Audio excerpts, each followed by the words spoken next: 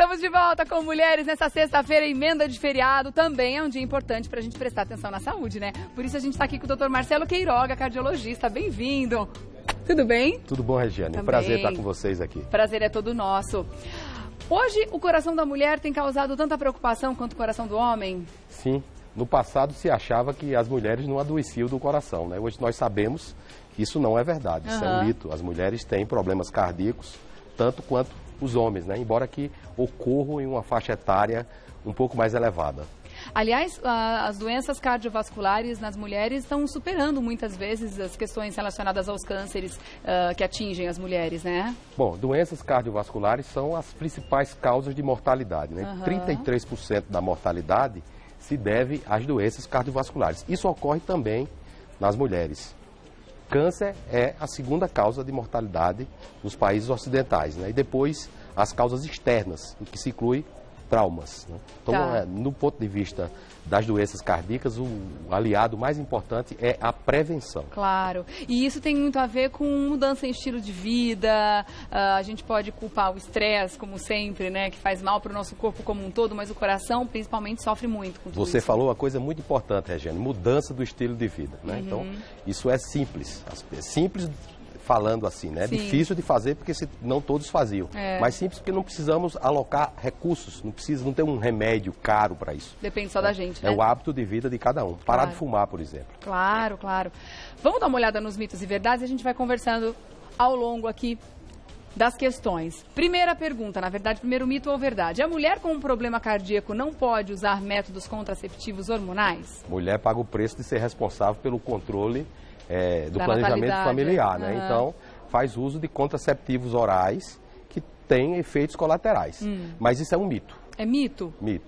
Por quê? Varia de acordo com o tipo de contraceptivo escolhido? Primeiro porque a fase que a mulher faz uso de contraceptivo oral é a fase fértil, né? Na qual ela está mais protegida das doenças cardiovasculares, né? E qual a alternativa em termos de contracepção? Ou vai usar um método que não seja hormonal, mas o mais usado é sim o método hormonal, e isso agrega um pouco de fator de risco, mas não necessariamente a ponto de impedir o uso desses medicamentos. Mas se sabidamente ela já tem alguma predisposição, alguma questão cardiovascular já importante no organismo dela, é bom ela rever o método de contracepção? Então, aí sim, o médico vai escolher, juntamente com a mulher, o melhor método contraceptivo. Tá certo. Pode ser, por exemplo, um DIU.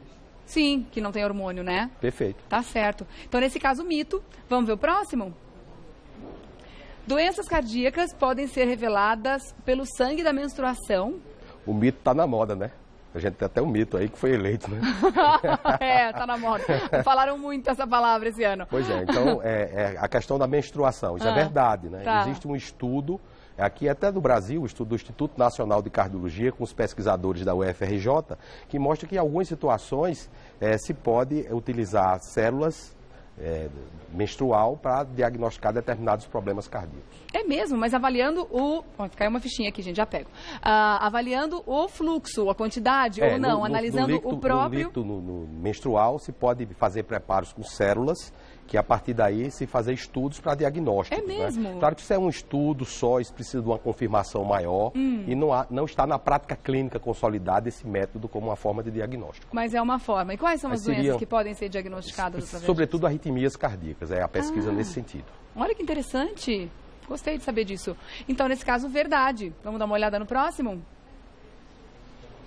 Dormir para o lado esquerdo faz mal ao coração feminino. Mito ou verdade? Mito também? Mito. Não é porque vai dormir para a esquerda, né? Mas isso é um mito. Olha só. Bom, tem algumas coisas que acho que levam a crer nisso, né? A crer que dormir do lado esquerdo, como por exemplo, quando a gente está grávida, se a gente fica de um lado, a gente aumenta a circulação. Isso é verdade. Ali para o neném. Isso é verdade, né? Então acho que as pessoas fazem uma relação com relação à circulação de uma forma geral, né? Perfeito. Interessante. Então, nesse caso, mito, tá, gente? Pode dormir do lado que quiser, que não tem problema. Perfeito. Tá bom. Mais uma? Mulheres na menopausa tendem a ter pressão mais elevada. Mito ou verdade? Verdade. A fase do climatério. Né? Então, a fase do climatério é a fase que os hormônios femininos caem e aí a mulher tem a tendência a elevar a pressão arterial, elevar o colesterol, elevar as taxas de glicose. Então, é a fase que a mulher está mais vulnerável a ter problemas cardiovasculares. Então, por isso, precisa controlar o peso, fazer atividade física, né? Aquelas mudanças do estilo de vida. De hábitos, né? Perfeito. Então, é a fase onde a mulher é mais vulnerável a doenças cardiovasculares. Antes, a principal causa de mortalidade em mulher é o câncer. Né? Por exemplo, câncer de mama. Por isso, a importância da prevenção também do câncer de mama. Nessa fase, então, é importantíssimo conversar com o médico para saber se a reposição hormonal vai ser necessária. Os cuidados, na realidade, antecedem essa fase. Né? Os cuidados que nós começamos, eu acho que desde que a gente nasce, né? Sim. Os pais ensinando aos filhos a se alimentar de maneira adequada, né? Por exemplo, o brasileiro, sobretudo da minha região, que é o Nordeste, comida muito salgada, então tem que diminuir o sal da comida. Nesse sentido, o Ministério da Saúde fez um acordo com a indústria alimentícia para diminuir o sal da comida. O sal, às vezes, dá gosto, né?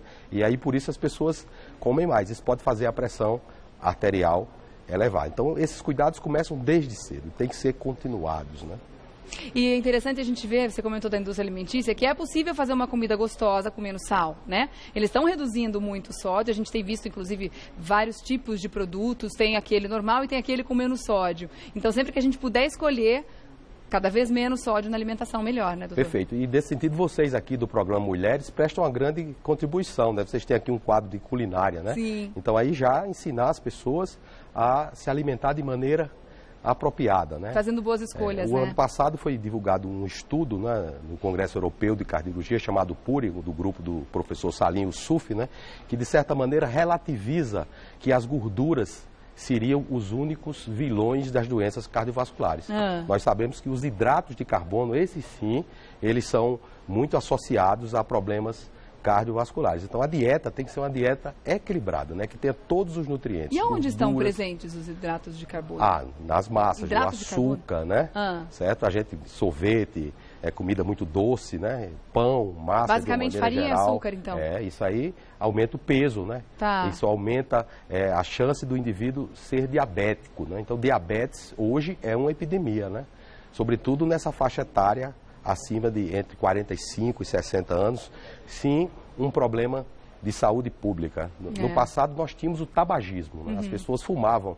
Se fosse há 20 anos, talvez esse programa aqui, eu e você, os dois, estivéssemos fumando, falando de doenças cardiovasculares. Sim, dentro do estúdio se fumava. Hoje, o Brasil venceu esse problema do tabagismo por conta de políticas públicas que fazem com que as pessoas diminuam o hábito de fumar, né? Você olha lá a carteira do cigarro, tá lá, câncer faz mal à saúde, câncer dá impotência. E tá certo, né? Tem que tá certo. Então, com isso, nós conseguimos diminuir o tabagismo.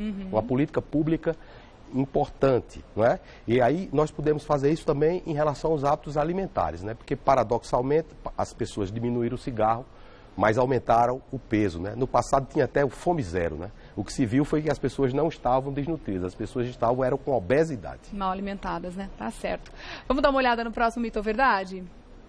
O infarto na mulher sempre começa com uma dor do lado esquerdo do peito.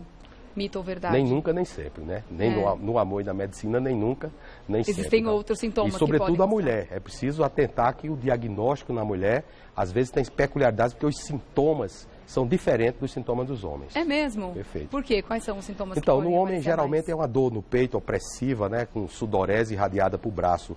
E costuma ser assim. Na mulher, às vezes, é uma dor nas costas. É um sintoma diferente. Pode ter uma dor no queixo, né? E muitas vezes se negligenciou esses sintomas da mulher. Então, a mulher chegava num pronto-socorro com essas queixas. Ah, não, isso é gás, isso aí é porque brigou com o namorado, né? Sim. Então, se negligenciava o diagnóstico da mulher e, por isso, muitas mulheres morreram sem diagnóstico. Hoje, nós, os médicos, sabemos disso, né? E ensinamos aos jovens médicos a reconhecer os sinais do infarto na mulher, porque no infarto, vale salientar, que o importante é o diagnóstico precoce. Quanto antes, no infarto, a artéria do coração fecha, e quando a artéria fecha, o que é que temos que fazer?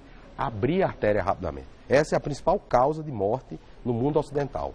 Infarto agudo do miocárdio. Precisa diagnosticar precocemente, usar métodos de reperfusão. Aqui destaque há 2 métodos, o uso de trombolíticos e a angioplastia primária, desobstruir a coronária com catéter, né? Seja de homem, seja de mulher. Então, o procedimento para os dois é igual. É igual. Depois de detectado é o problema. Fundamental o diagnóstico. Mas é muito importante que as pessoas também saibam reconhecer o tipo de sintoma para procurar ajuda, né? Porque o primeiro passo é da pessoa. Se ela achar que é uma dor no peito qualquer, negligenciar aquele sintoma, ou então, tive um apagão, tive um desmaio, foi só isso, muitas vezes ela pode deixar passar um problema, né? E não conseguir a solução, né? Isso que você disse, Regiana, é fundamental. Então, se um indivíduo acima de 40 anos sente uma dor no peito, com suor frio, tem que procurar o serviço médico. O médico é o profissional habilitado para fazer o diagnóstico correto e dar o encaminhamento certo ao paciente. Aqui no estado de São Paulo, por exemplo, nós temos Instituto do Coração da Universidade de São Paulo, nós temos Instituto Dante Pazanese de Cardiologia,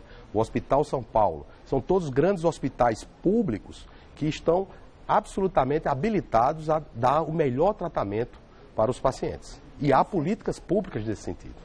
Tá certo. Tem mais, né? Mito ou verdade? Vamos ver? O coração da mulher é um pouco mais acelerado do que o coração do homem. Mito ou verdade? Será que as mulheres são mais aceleradas do que os homens? Olha, acho que de certa forma sim, né? Então, isso é um mito, né? Isso o coração, é mito. Porque depende de cada um, né? Certo? Então, o coração da mulher, ele bate no ritmo certo, vamos dizer assim. Tá certo. Nesse caso, mito, então. E isso tem alguma relação com predisposição a ter infarto? Uma pessoa que tem um coração mais acelerado do que outra? Sim, se o coração batesse a 60, né? É como se descer uma ladeira com um carro em um ponto morto. Gasta menos o coração, né? Então, que o coração ele bate mais devagar, de certa maneira, isso é uma proteção. Então, uma pessoa que normalmente tem o coração mais acelerado tem que tomar mais cuidado. Sim, é porque geralmente essa pessoa tem outros fatores de risco. Não é uma causa só. Nós não sabemos, na realidade, qual é a causa do infarto. São várias causas, são vários fatores de risco. E a gente consegue equalizar isso? Por exemplo, uma pessoa que tem um coração mais acelerado, que está num grupo de risco, ela fazendo, por exemplo, uma sequência de exercícios físicos, ela consegue trabalhar esse coração, consegue trabalhar esse músculo no sentido de protegê-lo? Sim, com certeza, né? Por exemplo, não fumar. O tabagismo faz a frequência cardíaca acelerar, né? Controle da pressão arterial. Às vezes a pressão está alta, a frequência cardíaca está acelerada, né? Então você tem que controlar esses fatores de risco, baixar o peso. Às vezes tem doenças associadas, como doenças da tireoide, que faz o coração acelerar, comum em mulheres, às vezes hipertireoidismo, faz o coração acelerar. Então precisa de um médico clínico, um internista, um cardiologista, para fazer esse controle adequado. Tá certo. Vamos ver o próximo? É muito difícil prevenir o infarto em mulheres com predisposição genética. Mito ou verdade? Mito, né? É muito difícil em todo mundo, né? Você vê que o mito sempre vence. Venceu, né? Então, nesse caso, é mito também. Mito. Tá, a gente consegue fazer a prevenção mesmo com a predisposição genética, com a genética indo contra, né, aquela mulher. Tá certo. Vamos dar uma olhada, então, nas perguntas. Tem pergunta do público para você também. A Mariana Medeiros, obrigada pela questão aqui, tá? Existe alguma relação entre a frequência de sexo e a saúde do coração? A falta de libido pode estar associada a alguma doença cardíaca?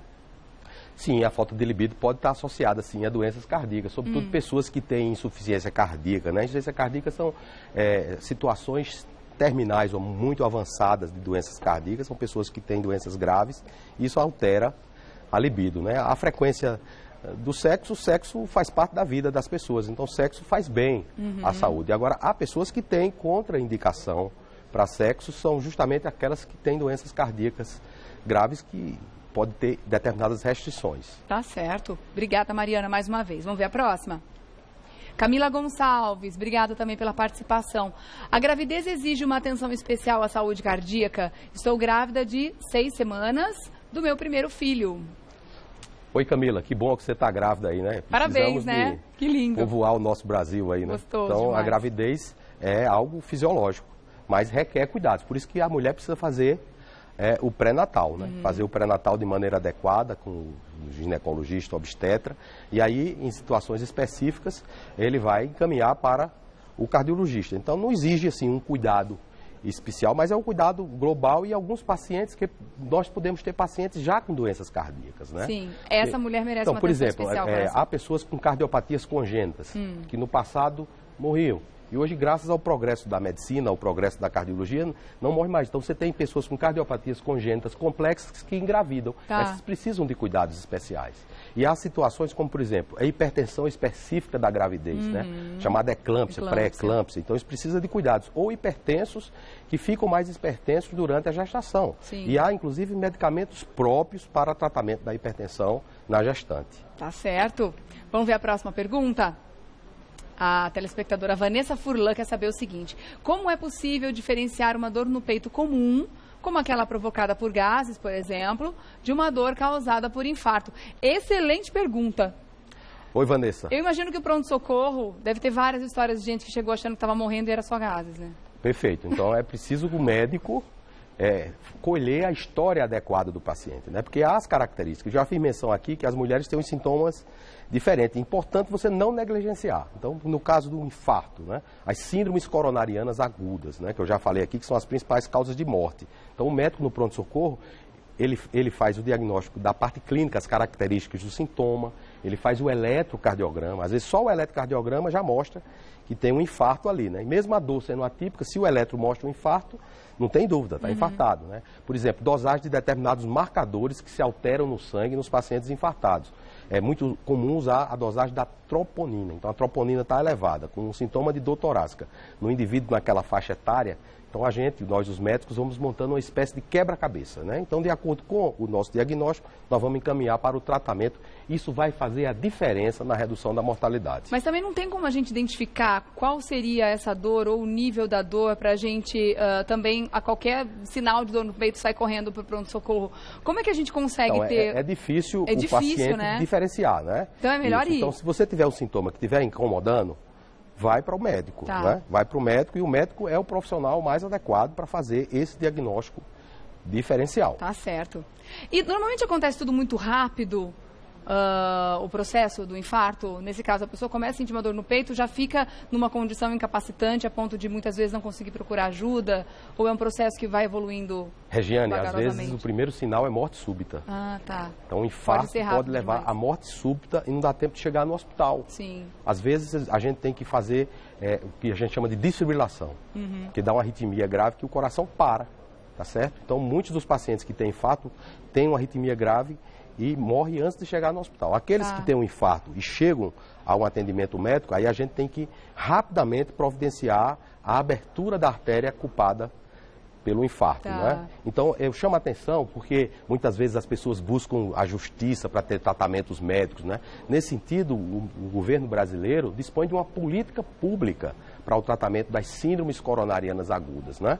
Patrocinadas pelo sistema público de saúde. Então, tem que procurar. Teve sintoma, tem que procurar um pronto-socorro cardiológico para que se faça o diagnóstico adequado. Eu pergunto isso para saber se tem alguma coisa que a pessoa pode fazer em casa ou ajudada por outras pessoas, que seria um primeiro socorro naquele momento da pessoa que está tendo um infarto. A gente recebe muita coisa pelo WhatsApp, muitas vezes aquelas correntes, essa mensagem pode salvar vidas, caso você veja, identifique alguém, ou você esteja passando por um infarto, você pode identificar e fazer determinadas coisas. Isso existe alguma coisa que a gente pode fazer? Não, o médico é a pessoa mais indicada para isso. Algumas providências, como tomar, por exemplo, ácido acetil salicílico, isso é verdade. Aspirina para o paciente que está infartado, isso é benéfico, mas às vezes a dor se deve a uma outra situação que não aquela do infarto. Então, o correto, se o sintoma é importante, deve procurar o médico o mais rápido possível. Tá certo.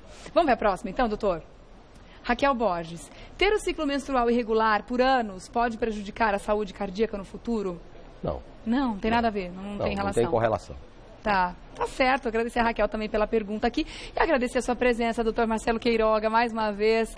Super importante, né? Afinal de contas, quando a gente fala em coisas simples que a gente deveria fazer, né, com toda a frequência, cuidando da nossa saúde, que nem sempre são tão simples, né? Porque a correria muitas vezes não deixa com que a gente cuide da saúde da forma como a gente deveria, mas ao máximo tentar colocar em prática exercício físico, uma boa alimentação, um estilo de vida menos estressante. Eu acho que só aí a gente já faz um carinho no nosso coração, né, doutor? Perfeito, Regiane. Nesse sentido, vocês da imprensa nos ajudam bastante levando essas informações para a população. Eu é que agradeço a oportunidade de falar com o grande público da TV Gazeta e do programa Mulheres. Tá certo. Vou deixar aqui o contato, né, da Sociedade Brasileira de Cardiologia, é isso? Isso. sbhci.org.br é o site para você fazer contato, tá bom? sbhci.org.br. Obrigada mais uma vez, doutor Marcelo. Até a próxima oportunidade, Obrigado. viu? Até. Ótimo final de semana.